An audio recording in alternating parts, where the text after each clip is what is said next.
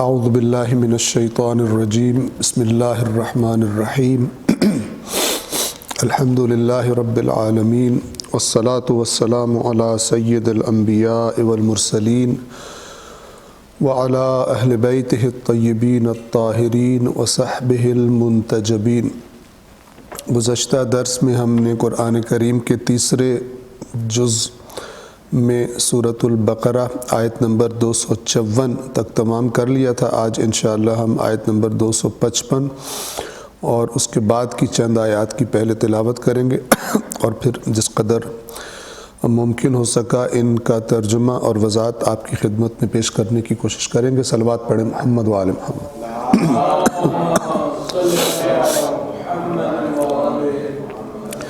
اعوذ باللہ من الشیطان الرجیم بسم اللہ الرحمن الرحیم اللہ لا الہ الا هو الحی القیوم لا تأخذه سنة ولا نوم له ما في السماوات وما في الأرض من ذا الذي يشفع عنده إلا بإذنه يعلم ما بين أيديهم وما خلفهم ولا يحيطون بشيء من علمه إلا بما شاء وسع كرسيه السماوات والأرض ولا يؤوده حفظهما وهو العلي العظيم۔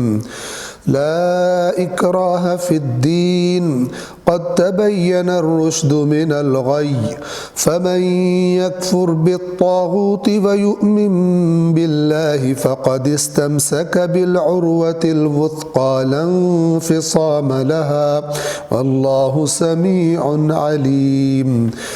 اللہ ولی الذین آمنوا یخرجهم من الظلمات إلى النور والذین كفروا أولیاؤهم الطاغوت یخرجونهم من النور إلى الظلمات اولئک اصحاب النار هم فیہا خالدون۔ صدق اللہ العلی العظیم۔ صلوات پڑھیں محمد وآل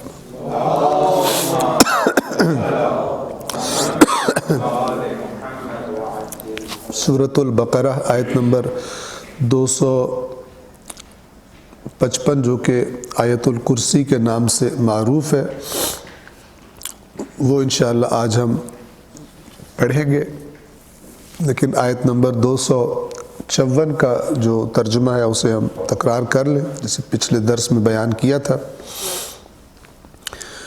آیت نمبر 254 میں اللہ تبارک و تعالی نے اس طرح سے ارشاد فرمایا، اے ایمان والو، جو مال ہم نے تمہیں دیا ہے اس میں سے خرچ کرو۔ آیت میں کیا لفظ تھا؟ جو رزق ہم نے تمہیں دیا ہے اس میں سے خرچ کرو، قبل اس دن کے جس میں نہ تجارت کام آئے گی، نہ دوستی کا فائدہ ہوگا اور نہ سفارش چلے گی، اور ظالم وہی لوگ ہیں جنہوں نے کفر اختیار کیا۔ خلاصتاً عرض کر دوں کیونکہ اہم ہے، اور قرآن کو کیسے پڑھنا چاہیے، کیسے قرآن مجید کا میسج لینا چاہیے، اس میں یہ نقطہ ذہن میں رہے کہ آپ اس آیت کے آغاز کو دیکھیں گے تو اس آیت میں خطاب مومنین سے کیا جا رہا ہے، حکم مومنین کو دیا جا رہا ہے۔ نان مسلمز، غیر مومن، غیر مسلم سے اس آیت میں بات ہی نہیں ہو رہی، تو خطاب مومنین سے ہے۔ خطاب کے بعد ایک حکم دیا جا رہا ہے، اور اس حکم کو انجام نہ دینے کی صورت میں کچھ چیزوں سے خبردار کیا جا رہا ہے کہ یہ پھر کام نہیں آئیں گی جب وہ دن آ جائے گا، اور پھر آخر میں کہا جا رہا ہے کہ جو کافر ہیں وہی ظالم ہیں۔ اب یہ بہت ہی نافہمی کی علامت ہوگی کہ بندہ والکافرون هم الظالمون سے ذہن اپنے کو کہاں لے جائے کہ یہ تو کافروں کی بات ہو رہی ہے۔ بالکل بھی ایسا نہیں، بلکہ یہاں پر اس حکم کی نافرمانی کرنے والوں کو کفر کی نسبت دی جا رہی ہے، کیونکہ کفر جیسا کہ ہم کئی دفعہ آپ کو بیان کرتے ہیں اعتقاد میں، عقیدے میں بھی ہوتا ہے اور ایک کفر عمل میں ہوتا ہے۔ حق واضح ہو جانے کے بعد یہ کہنا کہ میں نہیں مانتا، مثلا کہ میں اللہ کو نہیں مانتا، یہ اعتقاد کا، عقیدے کا کفر ہے۔ اور اللہ کا حکم واضح ہو جانے کے بعد کہے بے شک نہ، چونکہ جب اللہ تعالیٰ فرماتا ہے یہ کام کرو تو وہ یہ نہیں کہتا زبان سے کہو میں کروں گا، فرق نہیں ہے زبان سے کوئی کہے یا نہ کہے، بلکہ حقیقت کیا ہے، اس عمل کو انجام دے۔ اگر عمل کو انجام نہ دے اور کہتا رہے کروں گا تو یہ الٹا ایک قسم کا مذاق ہے، ایک قسم کی توہین ہے۔ جیسے ائمہ اہل بیت علیہم الصلاۃ والسلام کے فرامین میں ہمیں ملتا ہے کہ جو شخص زبان سے کہے استغفر اللہ ربی و اتوب الیہ اور اس کا گناہ چھوڑنے کا ارادہ ہی کوئی نہ ہو تو اس نے اپنے رب کے ساتھ مذاق کیا، مذاق اڑایا، کیونکہ یہ جملہ جو زبان سے جاری ہو رہا ہے وہ یہ بتا رہا ہے کہ میں آئندہ گناہ نہیں کروں گا، میں شرمندہ ہو گیا ہوں، میں اس کی معافی مانگ رہا ہوں، سوری کر رہا ہوں، اپولوجائز کر رہا ہوں، واپس آ رہا ہوں تیری اطاعت کے دائرے میں، جبکہ ارادہ ہو ہی کوئی نہ، تو یہ مذاق ہے۔ تو غور فرمائیے، خطاب جب مومنین سے ہے، اے ایمان والو، حکم بھی انہی کو ہے جو ہم نے رزق دیا ہے اس میں سے خرچ کرو۔ کافروں کی تو بات ہی نہیں ہو رہی، جسے ہم کافر کہتے ہیں، نان مسلم کہتے ہیں، اس سے تو بات ہی نہیں ہو رہی۔ اور پھر انہی مومنوں کو خبردار کیا جا رہا ہے کہ اس دن سے پہلے یہ کام کر لو، اپنا گویا کہ نام اللہ کی راہ میں خرچ کرنے والوں میں لکھوا لو، قبل اس کے کہ وہ دن آئے کہ جس دن جنہوں نے دنیا میں اللہ کی راہ میں خرچ نہیں کیا ہوگا، نہ انہیں تجارت کام آئے گی، نہ انہیں گہری سے گہری کوئی دوستی کام آئے گی، اور نہ ہی شفاعت کام آئے گی۔ یہ ساری بات کس سے ہو رہی ہے؟ مومنوں سے۔ اب آپ دیکھیں، اگر والکافرون سے مراد نان مسلم لیے جائیں تو آیت کا سٹارٹ اور اینڈ بالکل بے ربط ہو جائیں گے، یعنی حکم تمہیں دیا جا رہا ہے، ظالم نان مسلم ہے، تو بنتی نہیں بات۔ اور عربی لغت میں ہم بتا چکے آپ کو کئی مرتبہ، کفر یعنی جان بوجھ کر نہ ماننا، حق کو جانتے بوجھتے ہوئے انکار کر دینا، یہ کفر ہے۔ اور جب اللہ کے حکم کا پتہ چل جائے، واضح ہو جائے، پھر اس پر عمل نہ کرنا، اس کی نافرمانی کرنا، اسے کہتے ہیں عمل میں کفر۔ پس والکافرون هم الظالمون، اور کافر ہی ظالم ہیں، یعنی اتنی شدت سے تاکید کے باوجود بھی جو اللہ کی راہ میں خرچ کرنے پر تیار نہیں ہوتا، تو پھر اس حکم کے انکار کرنے والے وہی ظالم ہیں۔ اور ظالم میں سے کیا مراد ہے؟ اللہ تعالیٰ فرماتا ہے کہ جو ظلم کرتا ہے وہ اللہ پہ کوئی ظلم نہیں کرتا، اگر اس کے نتیجے کو دیکھا جائے تو اصل میں اپنے آپ پر ہی ظلم کر رہا ہوتا ہے۔ اگر کہیں اللہ نے کہا خرچ کرو کسی محروم پر، اگر خرچ نہیں کرتا ظاہری طور پہ اس پہ ظلم کر رہا ہے، اس کی محرومی میں ہیلپ نہیں کر رہا، اس کی وہ بیچارہ لیکن اگر اس کے نتیجے کو دیکھا جائے تو یہ ظلم اپنے آپ پہ کر رہا ہے۔ کیوں ظلم کر رہا ہے؟ کیونکہ ایک ایسا دن جس دن اللہ کہہ رہا ہے تمہیں 3 چیزیں کام نہیں آئیں گی، نہ ان پیسوں سے پھر کچھ قیامت کے دن خرید سکو گے۔ جیسے ہوتا ہے نا، بعض لوگ جب میرٹ پہ نہیں آتے تو پھر دوسرا راستہ کیا ہوتا ہے، پیسوں سے سیٹ خرید لو، سیلف فائنینس۔ تو وہاں پہ سیلف فائنینس نہیں ہے، جو سیلف فائنینس کرنا ہے وہ یہیں پہ کرنا ہے۔ یہیں پہ اپنے آپ کو میرٹ پر لے کر آنا ہے. اگر یہاں پر میرٹ پہ نہ لائے تو وہاں پہ اللہ نہیں کہے گا چلو اب کچھ پیسے دے دو اور جنت میں سیٹ جو ہے سیلف فائنینس پہ لے لو. تو اللہ کہہ رہا ہے کچھ نہیں خرید سکو گے, یہاں خریدو جو خریدنا ہے. دوسرا, پیسے والوں کے تعلقات بہت ہوتے ہیں, سفارشیں وہ تعلقات استعمال کر لیتے ہیں. تو اللہ تعالیٰ فرما رہا ہے کوئی پکا سے پکا تعلق بھی تمہیں کام نہیں آئے گا. اور 3 جو سب سے زیادہ قابل توجہ ہے وہ ہے شفاعت. تو اللہ تعالیٰ فرما رہا ہے کہ شفاعت, یہ شین پہ زبر ہے اصل میں, بعض اوقات ہم شفاعت ہم کہہ دیتے ہیں, شفاعت ہے. تو شفاعت بھی کام نہیں آئے گی. اب یہاں پہ جو تدبر اور غور و فکر کا تقاضا ہے وہ انسان کو کیا میسج دیتا ہے اگر دیکھے تو, یعنی اللہ تبارک و تعالی یہ فرما رہا ہے کہ جو لوگ خدا کی راہ میں خرچ نہیں کرتے وہ روز قیامت شفاعت کی قابلیت نہیں پائیں گے. یعنی شفاعت کی قابلیت ہونی چاہیے. ایسا نہیں ہے کہ شفاعت جو ہے وہ جیسے کہتے ہیں کوئی بے قاعدہ و ضابطہ کوئی چیز ہے قیامت کے دن, بلکہ یہ آیت کہہ رہی ہے کہ ایک چیز کے جو شفاعت سے کی قابلیت تمہارے اندر پیدا کر سکتی ہے وہ اللہ کی راہ میں خرچ کرنا. اور اگر تم نہیں ہو انفاق کرنے والے تو تمہارے اندر شفاعت کا میرٹ ہی نہیں ہے.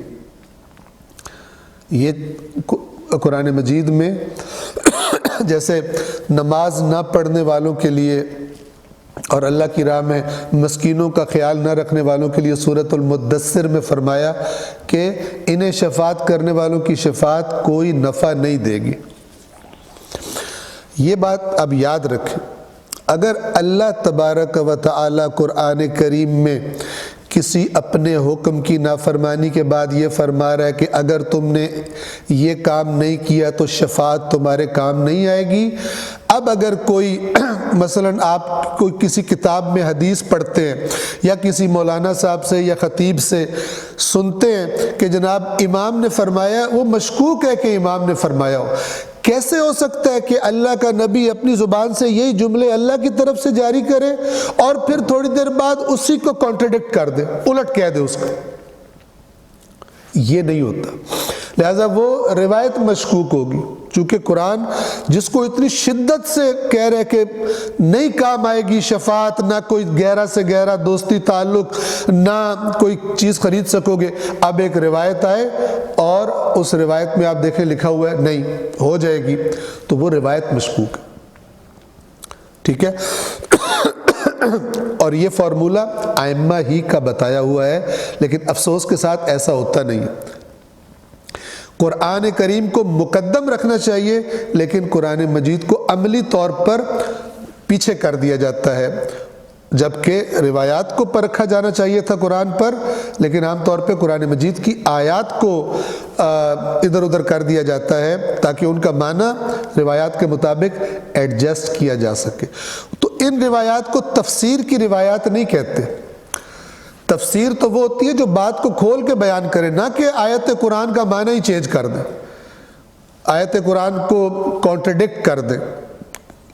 پڑھنے والے کو یہ لگے کہ جو اللہ نے بات کی ہے یہ کل عدم ہو گئی ہے اور کی بھی اتنی تاکید سے ہو. ہم پھر تکرار کر دیں, یہ جملہ اپنے ذہنوں میں بٹھا لیں. یہ روایت ہے اور الکافی کے مقدمے میں ہے کہ جس میں امام کیا فرماتے ہیں کہ جس نے ہمارے امر کو قرآن سے نہ لیا وہ فتنوں سے نہیں بچے گا. یہ چند لفظ ہیں, یہ حفظ کر لیں. یہ بہت ہی بہترین بنیاد ہے اپنی عمارت کو صحیح بنانے کے لیے نظریات کی. اس کا کیا مطلب ہے؟ یعنی جو ہمارے امر کو تلاش کرنا چاہتا ہے, یعنی ہم اہل بیت کی بات کو جاننا چاہتا ہے, وہ سب سے پہلے کہاں جائے؟ وہ سب سے پہلے قرآن کی طرف جائے, وہاں سے لے اور اس کے بعد پھر روایات کی طرف جائے. تو جب پہلے ہمارے اللہ نے جو فرمایا ہے وہی ہماری بات ہے, تو جب وہ اس کو سب سے پہلے اپنے ذہن میں اس کو بٹھا چکا ہوگا تو پھر جب وہ دوسری جگہوں پہ جائے گا، کتب روایات کی طرف جائے گا، تقریروں میں روایات سنے گا، فلان وغیرہ میں، تو خود بخود اس کا دماغ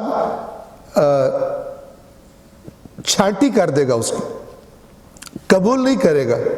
کیوں قبول نہیں کرے گا؟ کہ یہ کیسے ہو سکتا ہے کہ انہی ہستیوں نے یہ قرآن ہمیں سنایا ہو اور کہا ہو کہ یہ اصل بات ہے، اور اس کے بعد خود ہی آ کر اس کے خلاف کر دیا۔ لہٰذا میرے ذہن میں آ گیا کہ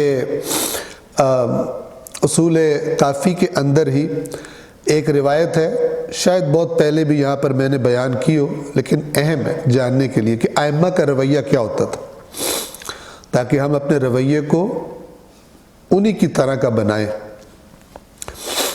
ایک بہت محدث، معروف محدث تھا، اہل حدیث کہہ لیں آپ، ان کو کہتے ہیں کہ جو حدیث کو بس حدیث آ گئی، باقی ہر چیز ادھر ادھر ہو جائے کوئی نہیں، حدیث میں یہ بات آ گئی، قرآن کو بھی، آیات قرآن کو بھی پیچھے رکھتے ہیں، حدیث کو آگے کر دیتے ہیں۔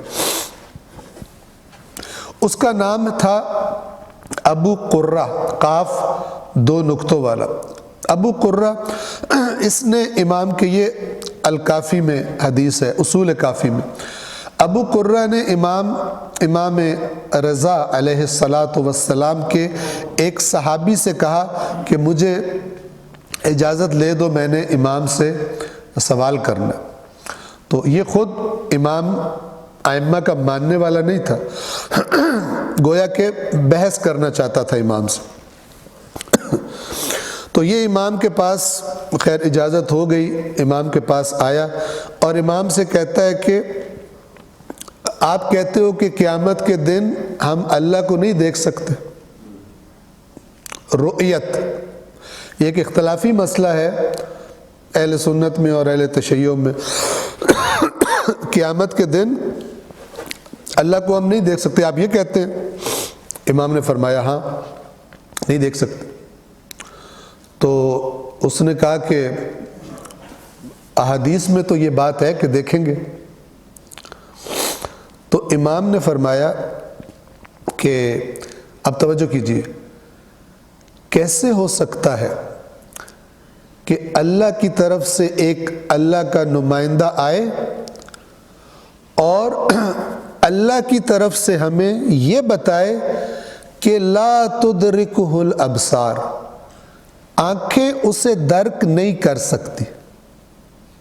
توجہ سے سنیں، لا تدرکہ الابصار، آنکھیں اللہ کی ذات کا ادراک نہیں کر سکتی، یعنی ان آنکھوں میں وہ صلاحیت ہی نہیں ہے کہ ذات پروردگار کا ادراک، درک کرنا یعنی اسے پا لینا، یعنی دیکھ لینا۔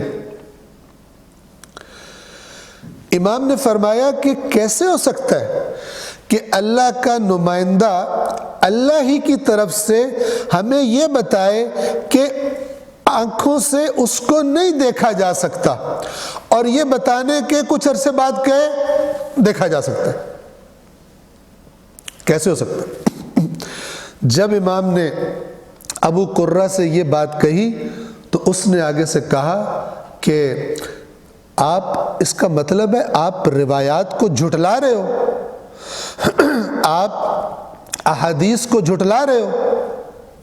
اب دیکھیں احادیث کس کے نام سے تھی؟ رسول اللہ کے نام سے، کسی اور کے نام سے نہیں ہے، اللہ کے نبی کے نام سے روایات۔ تو امام کے سامنے اس نے روایات رکھی اور کہا کہ آپ روایات کو جھٹلاتے ہو۔ تو امام نے اس کے جواب میں یہ فرمایا روایت کے مطابق کہ اذا كانت الروایات مخالفة للقرآن، جب روایات یعنی جب بھی کوئی روایات قرآن کی مخالفت میں ہوں گی، کذبتها، میں انہیں جھٹلا دوں گا، میں کہوں گا یہ نبی کا فرمان ہی نہیں ہے، کسی نے نبی کے نام پہ جھوٹ گھڑا ہے، لہذا میں کہوں گا یہ جھوٹی روایات ہے۔ تکذیب یعنی جھٹلا دینا، جھٹلا دینا یعنی کہنا یہ جھوٹ ہے۔ امام نے فرمایا جب بھی روایات قرآن کے مخالف ہوں گی میں جھٹلا دوں گا، تو مجھے اس سے نہ ڈرا کہ تو مجھے کہہ رہا اچھا تو تم روایات کو جھٹلا رہے ہو، پریشر ڈالنے کے لیے آج بھی کچھ لوگ یہی کرتے ہیں۔ تو ہم کہتے ہیں ہم ذرا احتیاط والا دائرہ لے کے آتے ہیں، چونکہ ہمارا علم بہت زیادہ نہیں ہوتا، ہم نے قرآن میں ایک بات پڑھی پھر ہم نے روایت دیکھی جو اس سے میچ نہیں کر رہی، ہم نہیں کہتے جھٹلائیں، لیکن ہم کہتے ہیں کہ عمل آیت قرآن پہ کریں، اس سے احتیاط کریں، مگر یہ کہ کوئی معجزانہ طور پہ بات واضح ہو جائے کہ نہیں آیت پیچھے کرنی ہے روایت آگے کرنی ہے۔ لیکن وہ شخص کہ جو آیات قرآن کو مؤخر کر دے اور روایات کو مقدم کر دے وہ ائمہ اہل بیت کی ہوئی رہنمائی کے خلاف چل رہا ہے، اسے پتہ ہونا چاہیے، اور قیامت کے دن وہ یہ نہیں کہہ سکتا ہم نے تو آپ کی روایات پہ عمل کیا ہے، تو وہ فرمائیں گے تو ہم نے تمہیں کہا تھا نا کہ جس نے ہمارے امر کو قرآن سے نہ لیا وہ فتنوں سے نہیں بچے گا، ہم قرآن کے مخالف بات نہیں کرتے، تو تم نے ہماری نافرمانی کی ہے، ہم نے جو بنیادی اصول بتایا تھا اس کی نافرمانی کی ہے، لہٰذا یہ والا عذر قابل قبول نہیں ہوگا۔ نہ حضرت موسیٰ کے نام پر گھڑی گئی کوئی بات جو ان کی اصل تعلیمات کے خلاف ہو، نہ رسول اللہ نہ اہل بیت اطہار، جو چاہے کیا انہی کے نام پہ کیا گیا ہو، لیکن ہم قیامت کے دن جا کے کہیں کہ آپ کی وجہ سے ہم تو یہ ہوئے ہیں، تو یہ قابل قبول نہیں ہوگا، انتہائی سنجیدہ معاملہ ہے، لہذا سنجیدگی ہی سے اس کو دیکھنا چاہیے، اور حل اس کا سب سے آسان اللہ کی کتاب کو توجہ کے ساتھ غور و فکر کے ساتھ پڑھنا ہے۔ بہرحال ہم نے چونکہ گزشتہ درس میں ٹائم ختم ہو گیا تھا تو یہ چند اہم نکات تھے کہ جو ہم تکرار کرنا چاہتے تھے، یہ ہم ریپیٹ اس لیے کرتے ہیں، آپ کو معلوم ہے کہ الحمدللہ ایک عرصے سے یہاں پر یہ درس قرآن کا سلسلہ اگرچہ جاری ہے، تو وہ لوگ جو زیادہ تر درسوں میں آتے ہیں ان کو بعض اوقات لگتا ہوگا کہ یہ بات ریپیٹ ہو رہی ہے، لیکن بہت سے لوگ ایسے ہوتے ہیں کہ جو بعد میں مثلا آن لائن دیکھتے ہیں، ایک اکا دکا دیکھ لیا نہ دیکھا، تو ہم چاہتے ہیں کہ کسی طرح بھی یہ والی بات جو بنیادی بات ہے اس کو ہم تکرار کرتے ہیں تاکہ بالآخر چانسز زیادہ ہو جائیں کہ جو ایک آدھا درس بھی سنے اس کو یہ بنیادی اصول معلوم ہو جائے۔ صلوات پڑھیں محمد و آل محمد۔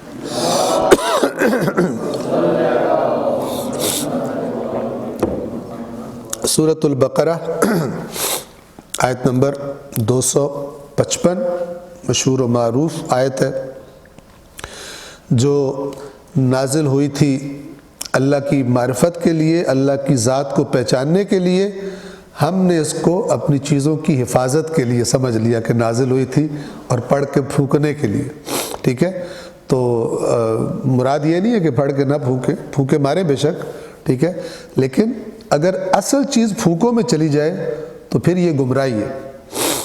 جب بھی آیت الکرسی پڑھیں تو اگر مثلا آپ کو چیزوں کی حفاظت کا بہت شوق ہے اور آیت الکرسی کے ورد کا بہت شوق ہے تو اس کا ترجمہ بھی کوئی بہت بڑی سائنس نہیں ہے، وہ یاد کر لیں، اور جب الفاظ پڑھ رہے ہوں تو آپ کو پتہ ہو کہ اللہ کی ذات اقدس اپنا تعارف کیسے کروا رہا، ٹھیک ہے؟ جب اللہ اپنا تعارف کرواتا ہے تو ان چیزوں سے کرواتا ہے کہ جو کسی اور کے پاس نہیں، نہ کسی نبی کے پاس نہ کسی امام کے پاس، وہ اللہ اپنا ایکسکلوسیو تعارف کروا رہا ہوتا ہے، اور اگر ایکسکلوسیو نہ ہو تو اگر آپ غور فرمائیں تو وہ تعارف بنتا ہی نہیں، ٹھیک ہے نا؟ وہ اور بھی ہیں، جبکہ اللہ کا تعارف کروانے والی جو آیات ہیں وہ تو بیانی توحید کرتی ہیں، توحید یعنی ایک ہونا، یعنی یکتا ہونا، یعنی اکیلا ہونا، تو جب کسی معاملے میں اللہ اکیلا ہو ہی نہ تو پھر تو وہ توحید رہی نہ، لہذا اللہ جن صفات سے اپنا تعارف کرواتا ہے وہ بلا شرکت غیر، یہ شرکت وہی شرک والا، بلا شرکت غیر اللہ تعالیٰ کی ایکسکلوسیو صفات، اور جہاں یہ آیات اللہ، یہ صفات اللہ اپنے لیے ان کا اثبات فرماتا ہے، وہیں پر غیر اللہ سے ان صفات کی نفی بھی فرماتا ہے۔ مثلا سورہ فاطر، یہ سورہ یاسین سے پہلے والی صورت ہے، توجہ فرمائیں کتنا واضح ہے۔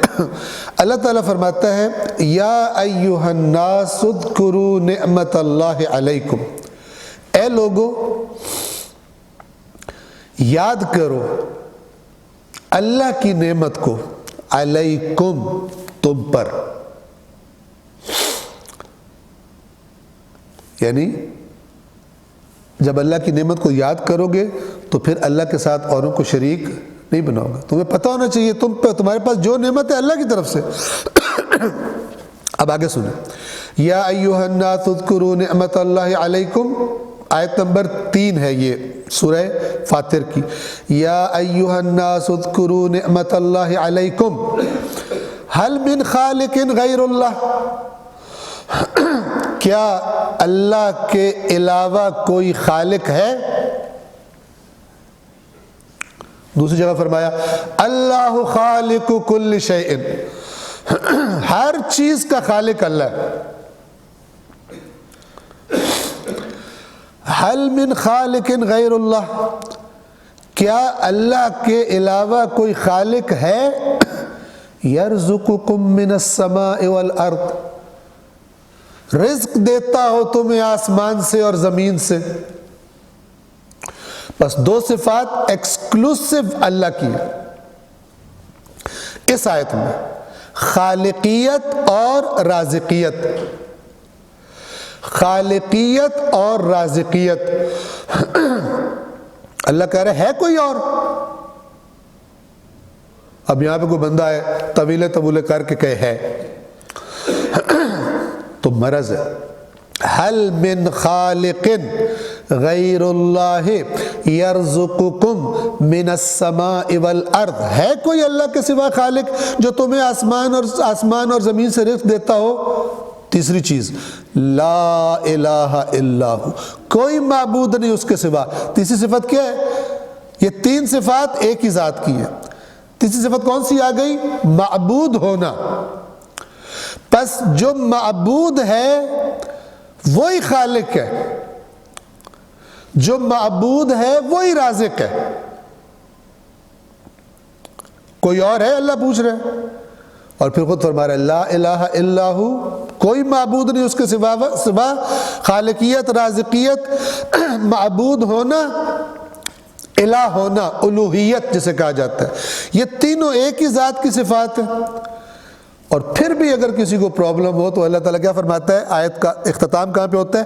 فَأَنَّا تُؤْفَكُونَ، کہاں تم گمراہ کیے جا رہے ہو جھوٹ کی وادیوں میں۔ تُؤْفَكُونَ افک سے ہے، افک کہتے ہیں جھوٹ کو، غلط بات کو۔ فَأَنَّا تُؤْفَكُونَ، کہاں تمہیں جھوٹ کی وادیوں میں گمراہ کیا جا رہا ہے۔ اور پھر اس سے اگلی آیت میں اور سختی سے کہا وَإِن يُكَذِّبُوكَ، اور اگر یہ آپ کو جھٹلا دیں اے رسول، فَقَدْ كُذِّبَتْ رُسُلٌ مِّن قَبْلِكَ، تو یہ کوئی نئی چیز نہیں ہے، آپ سے پہلے بھی رسولوں کو جھٹلایا جا چکا ہے۔ وَإِلَى اللَّهِ تُرْجَعُ الْأُمُورُ، اور اللہ ہی کی طرف پلٹائے جائیں گے سارے امور۔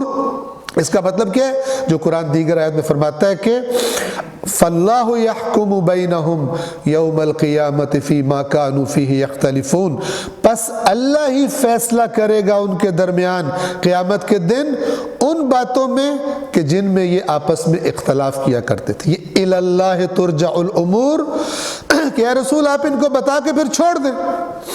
نہیں مانتے تو پہلے بھی لوگوں نے نہیں مانا شرک میں، تو آپ ان کو چھوڑ دیجئے، اور آخر کار پھر تمام امور اللہ تبارک و تعالیٰ کی طرف پلٹائے جائیں گے۔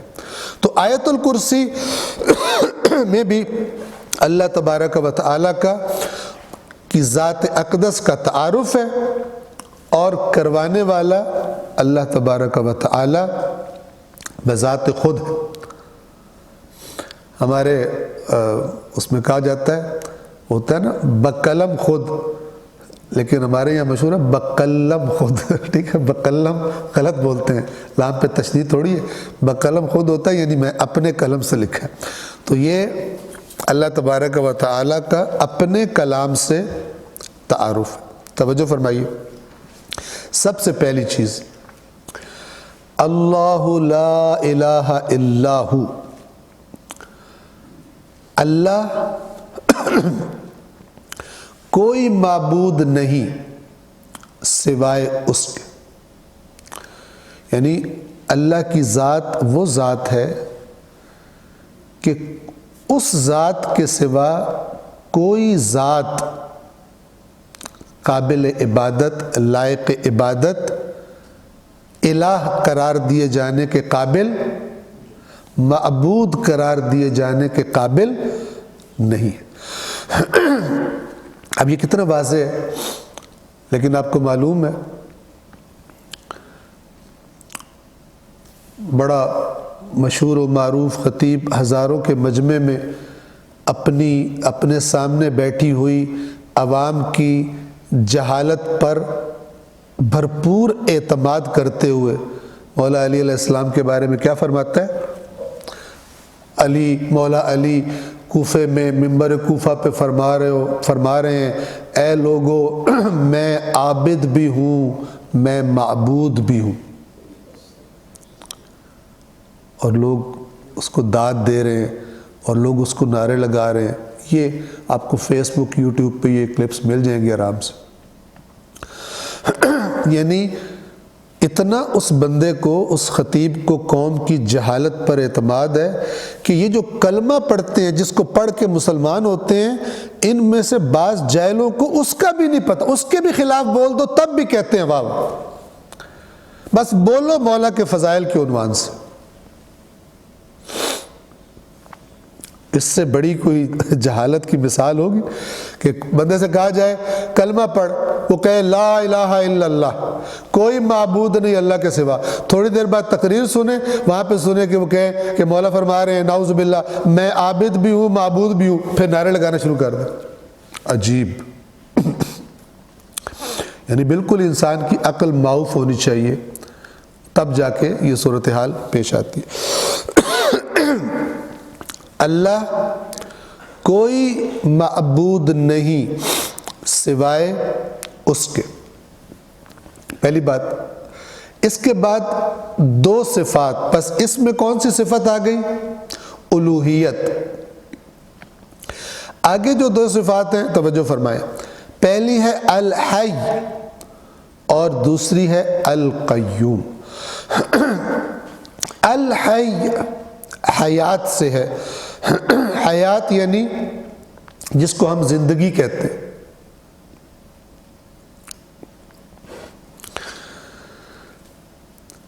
زندگی، انسان کہتے ہیں کہ زندہ تو بہت ساری چیزیں ہیں، یہ جو الحی کہا گیا اس سے مراد کیا ہے کہ جو تم باقی چیزوں کو زندہ دیکھ رہے ہو، اس زندگی میں اور اللہ کی زندگی میں، ان کے زندہ ہونے میں اور اللہ کے زندہ ہونے میں بہت فرق ہے۔ کیا فرق ہے؟ سادہ لفظوں میں، اللہ کے سوا جو بھی چیز حیات رکھتی ہے، یعنی شعور رکھتا ہے، انسان ہو، حیوانات ہو، اپنے اپنے مطابق شعور رکھتے ہیں، اسی کے مطابق زندگیاں گزارتے ہیں، اپنی اپنی غذا کھاتے ہیں، اپنی نسلوں کو آگے بڑھاتے ہیں، کوئی گھونسلے بنا رہا ہے، کوئی بل بنا رہا ہے، کوئی کیا کر رہا ہے، کوئی کیا کر رہا ہے، اپنے اپنے مطابق۔ تو جب ہم دیکھتے ہیں تو ہم کہتے ہیں یہ زندہ ہے، مر جائے تو ہمیں پتہ لگ جاتا ہے مثلاً مر گیا۔ تو جتنی بھی چیزیں حیات رکھتی ہیں ان سب میں ایک چیز کامن ہے، اور وہ یہ ہے کہ انہوں نے اپنی حیات کہیں سے لی ہے، ان کی اپنی نہیں ہے۔ لیکن اللہ کی ذات کی جو حیات ہے وہ اسے کسی نے دی نہیں ہے، اس کی ذاتی ہے، اس کی اپنی ہے۔ بس اب اگر آپ غور فرمائیں تو ہم کس طرح کہیں گے؟ حقیقی معنوں میں وہی زندہ ہے، باقیوں نے ادھار لیا ہوا ہے، وہ دینے والا جب چاہے واپس لے لے، کسی کا اختیار۔ دنیا کے طاقتور ترین افراد جو دنیا میں رہے ہیں، ان کی بھی اکثر اوقات انتہائی بے بسی کی حالت میں موت نے یہ بتا دیا ہے کہ یہ بھی اصل میں ان کی اپنی چیز، کسی کی اپنی نہیں ہے حیات۔ جس کی اپنی ہے اس سے لے بھی کوئی نہیں سکتا، اور وہ فقط ایک ذات ہے، اللہ کی ذات۔ بس الحی، زندہ، لیکن کس معنی میں زندہ؟ اپنی حیات سے، نہ کسی سے لی ہوئی۔ اور اگلا لفظ جو ہے وہ دوسروں کی حالت بتا رہا ہے، القیوم۔ لفظی اعتبار سے اس کا ترجمہ ہے قائم رکھنے والا۔ قیوم، قائم رکھنے والا۔ مثلا یہاں پہ ترجمہ کیا ہوا ہے نگہبان، ٹھیک ہے؟ نگہبان یعنی جو نگران ہوتا ہے کوئی چیز ادھر ادھر نہ ہو جائے، یعنی اس کی اتھارٹی ہوتی ہے، اس کی اتھارٹی میں، اس کی کسٹڈی میں، اس کی حفاظت میں، اس کی نگرانی میں ہر چیز ہوتی۔ لیکن لفظی ترجمہ آپ ذہن میں رکھ لیں، القیوم، قائم رکھنے والا۔ قائم رکھنے والے سے کیا مراد ہے؟ قائم کا ویسے لفظی مطلب کھڑا ہونا ہے، لیکن یہاں پہ کیا مراد ہے؟ جو چیز بھی اس کائنات میں ہمیں دکھائی دیتی ہے اپنی جگہ پہ قائم ہے، اپنا کام کر رہی ہے، ٹھیک ہے، اپنا رول پلے کر رہی ہے اس کائنات میں، ایک ذرے سے لے کر بلند ترین مخلوق تک، حقیر ترین مخلوق سے لے کر عظیم ترین مخلوق تک، یہ سارے کے سارے جو قائم ہیں، وجود جن کا قائم ہے، انہیں قائم رکھنے والا کون ہے؟ القیوم۔ وہ خود زندہ ہے، باقی تمام زندگیاں اسی نے قائم رکھی ہوئی، جب وہ لینا چاہتا ہے لے لیتا ہے۔ اور جتنے چیزوں کا وجود ہمیں دکھائی دے رہا ہے یا جن کا وجود ہمیں دکھائی نہیں دے رہا، انہیں قائم رکھنے والا اللہ تعالیٰ فرماتا ہے اس نے یہ جو آسمان کی چھت ہے اس کو ایسے ستونوں پہ کھڑا کیا ہوا جسے تم نہیں دیکھ سکتے، بغیر عمد ترونہا، ایسے ستونوں کے بغیر جنہیں تم دیکھ سکو، یعنی اندیکھے ستون ہیں، ایسی طاقتیں اور پاورز ہیں جو ان فاصلوں کو قائم رکھتی ہیں۔ اور آج کی زبان میں آپ کہہ لیں جناب فلان لا آف گریویٹیشن اور فلان فزکس میں، سائنس میں جو لاز ڈسکور کیے جا رہے ہیں کہ وہ اتنے پاورفل اور طاقتور ہیں کہ جو ان چیزوں کو ایک منظم انداز میں مثال کے طور پر چلاتے ہیں۔ تو اللہ تعالیٰ فرماتا ہے کہ اس کائنات کو، ان چیزوں کو ایسے ستونوں پر اللہ نے کھڑا کیا جنہیں تم دیکھ نہیں سکتے۔ تو جو چیزیں ہمیں دکھائی دے رہی ہیں، ہم حس کر سکتے ہیں، یا جن چیزوں کو ہم حس محسوس نہیں کر سکتے، نہ دیکھ سکتے ہیں، نہ کسی اور حس کے ذریعے ان کا ادراک کر سکتے ہیں، لیکن وہ موجود ہیں، اللہ تعالیٰ فرماتا ہے وہ ان سب کے وجود کو قائم رکھنے والی ذات کون ہے؟ وہ ہے القیوم کا معنی۔ اگر مزید وضاحت کی جائے مثلا تو قرآن مجید ہی میں ایک آیت ہے، توجہ فرمائیں، ان اللہ یمسک السماوات والارض ان تزولا، یقیناً اللہ ہے، ان اللہ، یقیناً اللہ ہے، یمسک السماوات والارض، تھام رکھا ہے، روک رکھا ہے اس نے آسمانوں اور زمین کو، ان تزولا، کہ وہ زائل ہو جائیں، یعنی روک لیے، وہ زائل نہیں ہوتے، غائب نہیں ہوتے، ختم نہیں ہوتے، ہر چیز کو اس نے تھاما ہوا ہے اپنی قدرت سے۔ وَلَئِن زَالَتَا، اور اگر یہ زائل ہونے لگے، یعنی اگر خدا چھوڑ دے، اللہ جیسے ہی چھوڑ دے، ٹھیک ہے، یہ لفظ ہمارے کمزور ہیں، ایسا نہیں کہ اللہ نے ہاتھوں سے پکڑا ہوا یا کچھ، سمجھے، یعنی اس کی قدرت نے ان کو قائم رکھا ہوا، اور اگر اس کی قدرت انہیں اپنے حال پہ چھوڑ دے، وَلَئِن زَالَتَا، اور اگر یہ دونوں یعنی آسمان اور زمین زائل ہونے لگے، ان امسکہما من احد من بعدہ، یہ پھر خالص توحید ہے، کوئی نہیں تھام سکتا کوئی ایک بھی اللہ کے بعد ان کو، یعنی یہ صرف وہ اکیلی ذات ہے جس نے تمام کائنات کو قائم رکھا ہوا ہے، اور یہ ساری رنگینیاں اور ہر چیز، یہ سارے نظام چل رہے ہیں، زائل نہیں ہوتے، اور اگر وہ چھوڑ دے اور یہ زائل ہونے لگے تو پھر اس کے بعد کوئی ایک بھی نہیں ہے کہ جو ان کو تھام سکے۔ بس یہ اس معاملے میں اللہ کی توحید، القیوم کا بیان ہے یہ، کہ جو کچھ آپ قائم دیکھ رہے ہیں اللہ نے قائم رکھا۔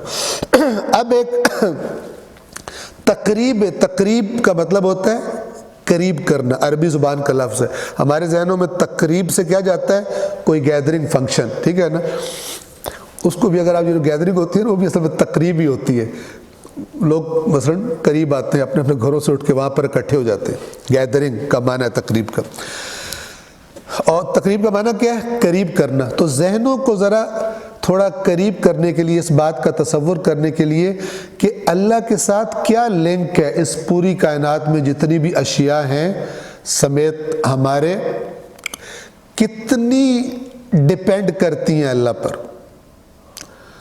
تو محتاج محض ہے ہر وقت، یعنی اللہ تبارک و تعالی کا فیض جس سے ہمارے وجود قائم ہے، یہ کائنات قائم ہے، اگر ایک لحظے کے لیے بھی وہ فیض رک جائے تو یہ سب ختم ہو جائے گا۔ مثلا ہم آپ کو مثال دے رہے ہیں ذہن کو قریب کرنے کے لیے، یہ یاد رکھیں کہ اللہ تبارک و تعالی کو ہم تصور ہی نہیں کر سکتے کہ مثال میں ایگزیکٹلی مثال دے سکیں، لیکن ذہن کو قریب کرنے کے لیے کہ ذرا تھوڑا سا بات محسوس ہو جائے کیسا ہے۔ میں آپ سے کہوں، ٹھیک ہے، کہ آپ سب اپنے ذہنوں میں خانہ کعبہ کو تصور کریں، یا میں آپ سے کہوں روضہ رسول کو تصور کریں، تو بغیر کسی محنت کے، بغیر کچھ کیے آپ اپنے ذہن میں کعبے کی تصویر بنا لیں، تصور۔ اب آپ غور فرمائیں، یہ جو کعبہ آپ کے ذہن میں بنا ہے، اس کا وجود کہاں ہے؟ آپ کے ذہن کی دنیا میں۔ یہ وجود کب تک ہے؟ جب تک آپ کی توجہ ہے، جب تک آپ کی توجہ ہے یہ قائم ہے، یعنی آپ کی توجہ کے فیض سے یہ قائم ہے، اور جیسے ہی آپ کی توجہ ہٹے گی اس کعبے کا وجود کہیں نہیں ہوگا، ختم ہو جائے گا۔ اللہ تبارک و تعالی کی ذات اقدس اور اس کائنات کا تعلق یوں ہی ہے، یعنی اس کی توجہ، وہ جو آخر میں آتا ہے نا کہ وَلَا يَعُودُهُ حِفْظُهُمَا، ان کی حفاظت یعنی ان کی نگرانی اس کو ذرا برابر بھی نہیں تھکاتی۔ تھک جائے، کسی سے کہے کہ اٹھا لو، تم تھوڑا بوجھ تم اٹھا لو، تم وزیر بن جاؤ میرے، تو فلان کر لو، تو پہلا آسمان تمہیں دے رہا ہوں، دوسرا تمہیں دے رہا ہوں، تیسرا تمہیں دے، اس طرح کر کے بانٹ تقسیم کر دو، ایسا نہیں ہے۔ تو یہ یاد رکھیں، آیات قرآن ہی سے جو میں نے آپ کے سامنے کچھ بیان کی اور ایک مثال بیان کی، تو اللہ تبارک و تعالیٰ نے، آپ یوں تصور کریں کہ اپنی قدرت سے چیزوں کو وجود بخشا ہوا اور وہ قائم ہے، اور جیسے ہی وہ اپنی توجہ، اپنا فیض روک لے، کچھ بھی نہیں بچے گا۔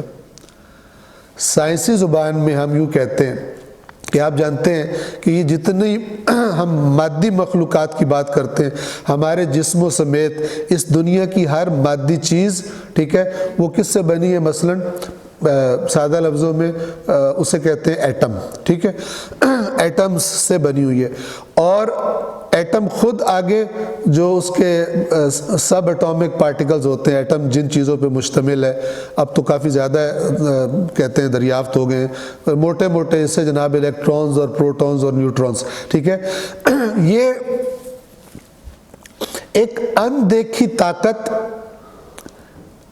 کسی بھی ایلیمنٹ کے، عنصر کے، ایٹم کو اس حالت میں باقی رکھتی ہے، ورنہ تو وہ اگر ٹوٹ جائے، الیکٹرونز جو گھوم رہے ہیں اس کے ارد گرد نیوکلیس کے، وہ کہیں کے کہیں چلے جائیں، ٹھیک ہے، اور وہ ایٹم ختم ہو جائے۔ لیکن ایک کچھ طاقتیں ہیں مثلا جنہوں نے اس ایٹم کو اپنی شکل میں تھاما ہوا۔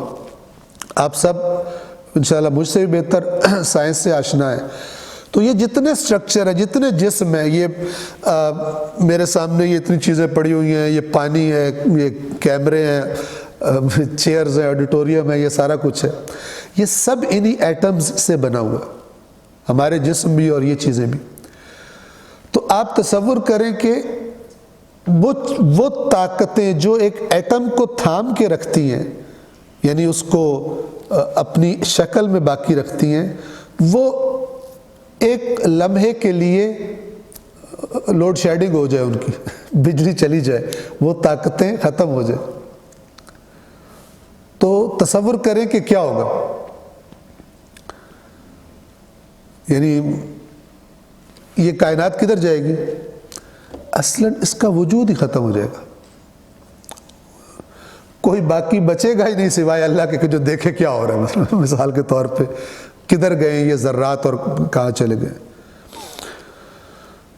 تو وہ جو خالق ہے اس نے ان سٹرکچرز کو، ان فورسز کو بڑے بہترین انداز میں ایسے زبردست طریقے سے قائم رکھا ہوا ہے کہ ہر چیز، اور ہم ہر وقت، ہر لحظہ اس پہ اپنے وجود میں اس کے فیض پر ڈیپینڈنٹ ہیں، ٹھیک ہے نا، اس پر ہمارا تکیہ ہے کہ وہ اگر ہمیں چھوڑ دے تو ہمارا کچھ باقی نہیں بچے گا، ہمارے جسم باقی نہیں بچیں گے۔ یہ ہے القیوم۔ الحی واضح ہو گیا انشاءاللہ۔ القیوم جتنی بھی چیزیں ہیں انہیں قائم رکھنے والا۔ لا تأخذہ سنۃ ولا نوم، اسے نہیں، یہ میں لفظی ترجمہ کر رہا ہوں، اسے نہیں پکڑتی، اسے گرفت میں نہیں لیتی اونگ اور نہ ہی نیند۔ اونگ کسے کہتے ہیں؟ جو کبھی کبھی آپ کو اس درس کے دوران بھی آ رہی ہوتی ہے، یہ اونگ ہے، ٹھیک ہے، کبھی سر نیچے ہو جاتا ہے، کبھی سر اوپر ہو جاتا ہے۔ اور نیند کب ہے؟ کہ جب مثلاً یہاں پہ کسی کے خراٹوں کی آواز بھی آنا شروع ہو جائے، تو ابھی تک یہ سچویشن دیکھنے میں نہیں آئی، لیکن بعض جگہوں پہ آ بھی جاتی۔ تو نیند، اونگ کیا ہوتی ہے؟ باؤنڈری لائن ہوتی، گرے ایریا ہے، یعنی آپ وائٹ ایریا سے، بیداری کے وائٹ ایریا سے جب آپ نیند کے بلیک ایریا کی طرف جا رہے ہوتے ہیں، بیچ میں گرے جگہ آتی ہے، وہ ہے اونگ، ٹھیک ہے، یعنی آپ آہستہ آہستہ ہوش و حواس سے دور جا رہے ہوتے ہیں، اور جب فل بارڈر کراس کر جاتے ہیں، ٹھیک ہے، تو ہر چیز بلیک ہو جاتی ہے۔ تو اللہ ان دونوں چیزوں سے پاک ہے، نہ اسے اونگ آتی ہے نہ اسے نیند آتی ہے، یعنی تھوڑا بہت بھی غفلت طاری نہیں ہوتی، ٹھیک ہے۔ تو کوئی یہ سمجھے کہ اچھا تھوڑی بہت غفلت طاری نہیں ہوتی، اس چیز سے اللہ پاک ہے، تو اللہ اکٹھا ہی پھر نیند فرماتے ہوں گے جب ان کو آتی ہے، اونگ نہیں آتی ان کو، لیکن نیند کر لیتے ہوں گے، جب تھکاوٹ زیادہ ہو جاتی ہوگی، تو اللہ فرما رہا ہے ولا نوم، نیند بھی اس کو نہیں آتی۔ تو لا تأخذہ سنۃ ولا نوم، نہ اسے اونگ آتی ہے۔ تأخذہ اخذ کرنا اصل میں پکڑنے کے معنی میں، یعنی اسے گرفت میں نہیں لیتی، نہ اونگ نہ نیند۔ اگلی صفت، اب یہ یاد رکھیں، تکرار کر رہا ہوں، یہ جو صفات بیان ہو رہی ہیں یہ کس کی صفات ہیں؟ اللہ کی۔ کسی اور میں پائی جا سکتی ہیں؟ اصلاً نہیں پائی جا سکتی۔ اگر کوئی گھڑ گھڑ کے ڈالے سمجھ لو آپ کو گمراہ کر رہا ہے، کیونکہ یہ تو اللہ تعالیٰ اپنی ذات کی ڈسٹنکشنز بیان کر رہا ہے کہ میں اس میں اکیلا ہوں، ورنہ تو بات ہی نہیں بنتی۔ تیسری بات جو قرآن میں یہ جملہ کئی جگہوں پر بہت زیادہ تکرار ہوا ہے، وہ ہے لہو ما فی السماوات وما فی الارض۔ اس کا ترجمہ ایگزیکٹلی یوں بنتا ہے، لہو جو پہلے آیا ہے ایکچولی عربی ترکیب کے مطابق اسے بعد میں آنا چاہیے، یوں ہونا چاہیے ما فی السماوات وما فی الارض لہو، جو کچھ آسمانوں میں ہے، جو کچھ اور جو کچھ زمین میں ہے اس کا ہے۔ لیکن جب اس لہو کو آخر سے اٹھا کر ایکچول ترتیب کو تبدیل کر کے بعد والے کو اٹھا کے کہاں لا کے رکھ دیا؟ جملے کے شروع میں۔ اس سے کیا تبدیلی آئی؟ اس سے بڑی امپورٹنٹ تبدیلی آتی ہے معنی میں، اور وہ کیا ہوتا ہے؟ صرف، فقط، تھوڑی تبدیلی نہیں ہے۔ یعنی یہ کہنا کہ مثلا ما فی السماوات وما فی الارض لہو، جو کچھ آسمانوں میں ہے اور جو کچھ زمین میں ہے اس کا ہے، کسی اور کا بھی ہے کوئی پارٹنرشپ یا یہ نہیں بتا رہا یہ جملہ۔ عربی جو جملہ ہے یہ نہیں بتا رہا، دوسرے کو ڈسکس ہی نہیں کر رہا، کہہ رہے اللہ کا ہے۔ آیا بلا شرکت غیرے ہے، کوئی اور مسئلہ ہے، یہ نہیں بتا رہا۔ تو یہ توہم، یہ وہم کسی کے ذہن میں آ جائے کہ اس کائنات کی ملکیت میں کوئی اور بھی اللہ کا شریک ہے، ٹھیک ہے، تو اللہ نے کیا کیا؟ اس لہو کو اٹھا کے کہاں رکھ دیا؟ شروع میں۔ تو معنی کیا ہو گیا؟ صرف اسی کا ہے، صرف اسی کی ملکیت ہے۔ کیا چیز؟ ما فی السماوات، جو کچھ آسمانوں میں ہے، وما فی الارض، اور جو کچھ زمین میں ہے، سب اس کا ہے۔ اب جب سب اس کا ہے تو پھر اگلی بات بڑی امپورٹنٹ، آیا پھر کوئی طاقت ایسی ہے کہ جو کسی معاملے میں اللہ کو مجبور کر سکے، اللہ پر پریشر ڈال سکے، اللہ تبارک و تعالی کا فیصلہ تبدیل کروا سکے، اللہ کے مد مقابل کوئی فیصلہ کر سکے، اللہ کے مد مقابل کوئی نظام انٹروڈیوس کرا دے، اور اس نظام پر عمل کر کے بھی بندہ جو ہے وہ قیامت کے دن جب پیش ہو تو اللہ کہے بھئی تو نے میری احکام پہ تو عمل نہیں کیا، تو پھر وہ دوسری پاور آ جائے اور وہ آ کے کہے کہ آپ کے احکام پہ عمل نہیں کیا لیکن جو میں نے کہا تھا اس پہ عمل کیا ہے، لہٰذا کیونکہ میں اور آپ ذرا یعنی آپ نے میری بات ماننی ہے، ٹھیک ہے، لہٰذا آپ جیسے کہتے ہیں نا، اگر وزیر اعلیٰ ایڈوائز کرے گورنر کو اسمبلیاں توڑنے پر تو وہ اسمبلیاں توڑنی پڑیں گی اس کو، گورنر مجبور ہے۔ آیا اللہ بھی ایسا ہی گورنر ہے کہ کوئی اس کو اگر کہے کہ آپ یہ کر دیں تو اللہ مجبور ہے؟ اللہ مجبور، ٹھیک ہے نا۔ یہ جو لفظ ہے نا عزیز، اس کا معنی یہی ہے کہ اسے کوئی مجبور نہیں کر سکتا، اسے کوئی جھکا نہیں سکتا، وہ ناقابل شکست ہے۔ اگر کچھ ہونا ہے تو وہ اس کی اپنے اذن سے، اس کے امر سے اور اس کی اجازت سے ہوگا، یہ ہو سکتا ہے۔ لیکن یہ نہ ہو تو کوئی آ کے کہے نہیں، مثلا ٹھیک ہے آپ یہ فیصلہ کر رہے ہیں لیکن میری بات کو آپ وزن دیں اور تھوڑا فیصلہ چینج کر دیں، تو نہیں ہو سکتا۔ جب کہا کہ سب کا مالک ہی میں ہوں، تو پھر اللہ فرما رہا ہے فیصلہ تو اللہ کے مقابلے میں، فیصلہ تو دور کی بات، کوئی سفارش بھی نہیں کر سکتا کسی کی، مگر ایک صورت ہے، اور وہ صورت یہ ہے کہ اللہ اذن دے دے۔ من ذا الذی، اب لفظ دیکھیں، لفظ وہ ہے چیلنج کرنے والے کہ بتاؤ کون ہے۔ من ذا الذی، کون ہے وہ کہ جو یشفع، شفاعت کرے، عندہ، اللہ کے پاس، یعنی مقابلے میں فیصلہ تو چھوڑ ہی دو، سفارش بھی نہیں کر سکتا، یعنی آ کے کہے کہ یا اللہ آپ تو اس بندے کو پکڑنا چاہ رہے ہیں، ان باتوں کو غور سے سنیں، آپ تو اسے پکڑنا چاہ رہے ہیں لیکن میں کہہ رہا ہوں چھوڑ دیں۔ یہ باریک لائن، یہ تصور ہمارے ذہنوں میں واضح ہونا چاہیے کہ وہ رحمت اللہ کی کہ جس کا نام شفاعت ہے، وہ بھی اللہ کی رحمت ہے، اور شروع کہاں سے ہوگا، نقطہ آغاز کیا ہے شفاعت کا؟ اللہ تبارک و تعالی کا اذن ہے۔ یعنی سب سے پہلے کس کو رحم آئے گا؟ یہ رحمت کہاں سے شروع ہوگی؟ اللہ کی ذات سے۔ اور جو قرآن نے تصور شفاعت بتایا ہے وہ کیا ہے؟ اللہ تبارک و تعالی جس ہستی سے کہے گا کہ آپ شفاعت کر لیں، یہ آدھا ہے، ایک اور اذن بھی اللہ دے گا، اور وہ اذن کیا ہوگا؟ فلان کی شفاعت کر لیں۔ کنٹرول اللہ کے ہاتھ میں۔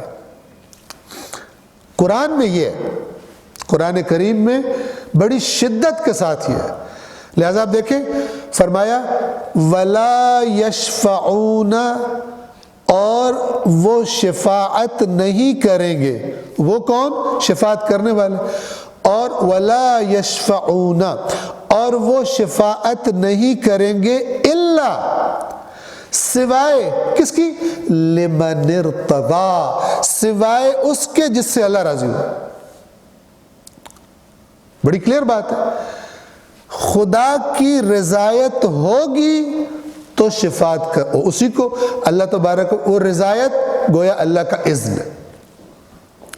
اسی طرح یہ سورہ سبا، یہ سورہ فاطر سے پہلے، اس میں آیت کیا کہتی ہے؟ وَلَا تَنْفَعُ الشَّفَاعَةُ عِنْدَهُ إِلَّا لِمَنْ أَذِنَ لَهُ، نفع نہیں دے گی شفاعت اس کے پاس سوائے اس کو جس کے بارے میں اس نے اذن دیا، دوسرے کسی کو شفاعت کوئی فائدہ نہیں دے گی۔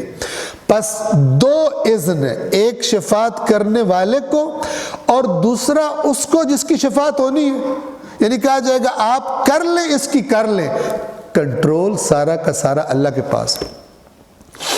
لہذا جو مشرکین مکہ کا غلط عقیدہ تھا، وہ کیا کہتے تھے؟ ہم اپنے ان بتوں کو اس لیے پوجتے ہیں، ہؤلاء، وہ بھی نہیں کہتے تھے کہ اللہ کے مثلا یہ الگ سے کوئی وہ ہے، کہتے تھے ہؤلاء شفعاؤنا عند اللہ، یہ اللہ کے پاس ہمارے سفارشی ہیں، یہ شفاعت کرنے والے ہیں۔ لیکن کر کیا دیا تھا؟ غور کریں، توجہ سے سنیے گا، کر کیا دیا تھا کہ سارا کام ہی انہوں نے شفاعت کرنی ہے، کام ہمارا ہو جانا ہے، اللہ کو لفٹ ہی کوئی نہیں، سارا زور کس پر ہے؟ شافعین پر ہے، اللہ چھوٹا کر دیا۔ تو اللہ تبارک و تعالیٰ فرماتا ہے کہ ام اتخذوا من دون اللہ شفعاء، کیا انہوں نے اللہ سے ہٹ کے کوئی شفاعت کا سسٹم اپنے شفاعت والے بنا لی؟ ٹھیک ہے، اے رسول کہہ دیجیے قل للہ الشفاعۃ جمیعا، کہہ دیجئے شفاعت ساری کی ساری اللہ کی ملکیت ہے، تم کہاں سے اٹھا کے لے آئے؟ قل، کہہ دیجئے للہ الشفاعۃ جمیعا،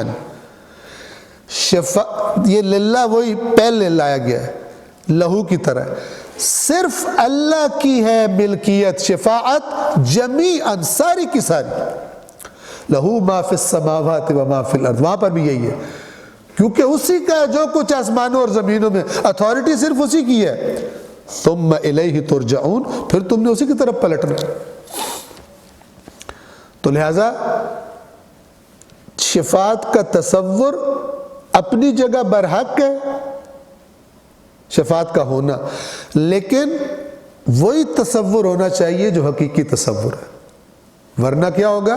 ورنہ پھر کہ اللہ کی بات نہ بھی مانی، مولا کا دامن تھام لیں گے، مولا کا دامن تھاما ہوا، ٹھیک ہے نا، یہ تو کر رہے ہیں، وہ تو کر رہے ہیں، یہ چیزیں پھر شباہت رکھتی ہیں انہی کے ساتھ کہ جن کو اللہ کہہ رہا ہے کس کو تم بنا رہے ہو، یعنی اللہ کو کم کر کے تم شفاعت پہ ڈیپینڈ کر رہے ہو، تو یہ اسی کے اذن سے شفاعت ہوگی، شفاعت کرنے والے کو بھی وہ اذن دے گا، جس کی شفاعت کرنی ہے اس کے بارے میں بھی وہی اذن دے گا، کوئی بلینک چیک نہیں ہوگا وہاں۔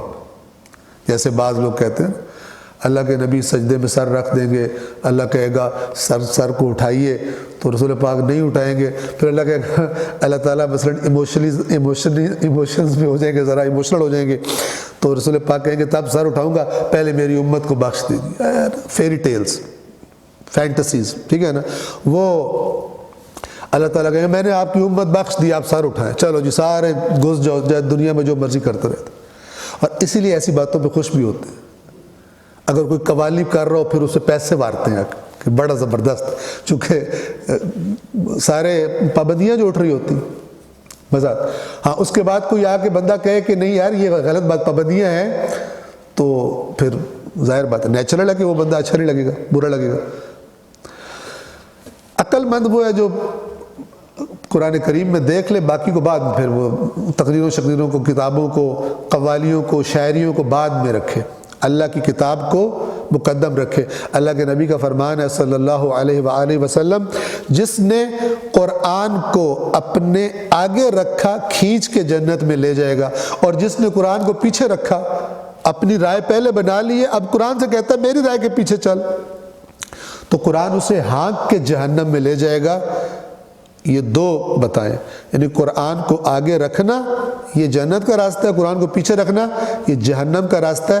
اور مولا علی نہج البلاغہ میں ایک جگہ پر فرماتے ہیں کہ میرے بعد تم میں ایک ایسا زمانہ آئے گا، بہت سی اس کی صفات بتائی ہیں، اور وہاں پہ یہ فرمایا کہ ایسے قرآن کے ساتھ رویہ ہوگا کہ جیسے قرآن ان کا امام نہیں ہے بلکہ یہ قرآن کے امام ہے، قرآن کو پیچھے چلاتے ہیں کہ ہم بتائیں گے تیری مراد کیا ہے، تو خود نہیں بتا سکتا، ہم بتائیں گے کہ آپ کی مراد کیا ہے، جو ہم نے رائے قائم کی ہے آپ کی وہی مراد ہے۔ آپ اپنی مراد بیان کرنے کا، آپ کو عربی ٹھیک طرح نہیں آتی تھی، آپ کو جملے کی ترکیب صحیح طرح نہیں آتی تھی، آپ کو جملوں میں ربط رکھنا نہیں آتا تھا، لہذا ہم بتائیں گے، ہم آپ کو بیساکھیاں دیں گے، ورنہ آپ خود سے چل نہیں سکتے اے قرآن۔ تو مولا فرماتے ہیں ایسا ہوگا جیسے یہ امام ہے قرآن کے، قرآن ان کا امام نہیں ہے۔ صلوات پڑھیں محمد و آل محمد پر۔ تو 1 گھنٹہ 3 منٹ ہو گئے، ہم یہیں پر رک رہے ہیں۔ من ذا الذی یشفع عندہ الا باذنہ، کون ہے جو شفاعت کر سکے اس کے پاس سوائے یہ کہ اس کے اذن کے، اس کی اجازت کے۔ میں اس ترجمے کو یہ تفسیر کوثر میں سے ریپیٹ بھی کر رہا ہوں جو یہاں لکھا ہوا ہے۔ اللہ وہ ذات ہے، ذات بریکٹس میں لکھا ہوا ذات کے لیے، اللہ وہ ذات ہے جس کے سوا کوئی معبود نہیں، وہ زندہ اور سب کا نگہبان ہے۔ انہوں نے ترجمہ کیا کیا ہے؟ نگہبان، ٹھیک ہے، مراد واضح میں نے آپ کو ترجمہ بتا دیا کہ کیا معنی بنتا ہے اس کا۔ اسے اونگ آتی ہے اور نہ نیند، زمین اور آسمانوں میں جو کچھ ہے سب اسی کی ملکیت ہے۔ یہ اس اور اسی کا فرق سمجھ لیں۔ جب اس کہتے ہیں ہم اردو میں اس کی ملکیت ہے، یعنی یہ تو ہم مان رہے ہیں کسی اور کی بھی ہے، کوئی اور پارٹنر بھی ہے، اس کو یہ ایڈریس نہیں کر رہا ہوتا، لیکن جو اسی ہے یہ کہاں سے آیا؟ یہ لہو کے پہلے کی وجہ سے آیا۔ اسی کی ہے، یعنی کوئی اور اس میں شریک نہیں ہے۔ کون ہے جو اس کی اجازت کے بغیر اس کے حضور سفارش کر سکے؟ یہ کون ہے؟ اللہ تعالیٰ نالج کی نہیں پوچھ رہا، بھائی مجھے تو نہیں پتا، اگر تمہیں کوئی پتا ہے تو بتا دو، یعنی کوئی نہیں ہے، کوئی نہیں ہے کہ جو اس کے اذن کے بغیر کسی کی شفاعت سفارش کر سکے۔